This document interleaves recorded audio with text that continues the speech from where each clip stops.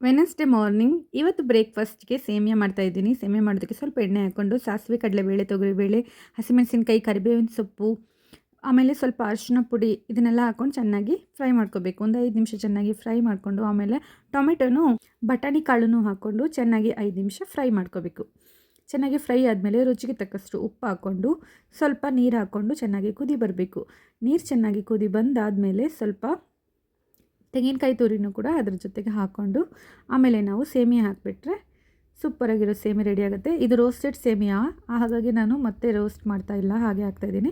ಈ ಕಡೆ ಸೈಡ್ ಹೆಸರು ಕಾಳು, ಬೀನ್ಸ್ ಕಾಳು ಒಗ್ಗರಣೆ ಮಾಡ್ತಾಯಿದ್ದೀನಿ. ಒಗ್ಗರಣೆಗೆ ಎಣ್ಣೆ, ಸಾಸಿವೆ, ಕಡಲೆಬೇಳೆ, ತೊಗರಿಬೇಳೆ, ಆಮೇಲೆ ಸ್ವಲ್ಪ ತೆಂಗಿನಕಾಯಿ, ಉಪ್ಪು ಇದನ್ನೆಲ್ಲ ಹಾಕ್ಕೊಂಡು ಒಗ್ಗರಣೆ ಮಾಡ್ಕೊತಿದ್ದೀನಿ. ಅದು ಮಕ್ಕಳಿಗೆ ಸ್ನ್ಯಾಕ್ಸಿಗೆ.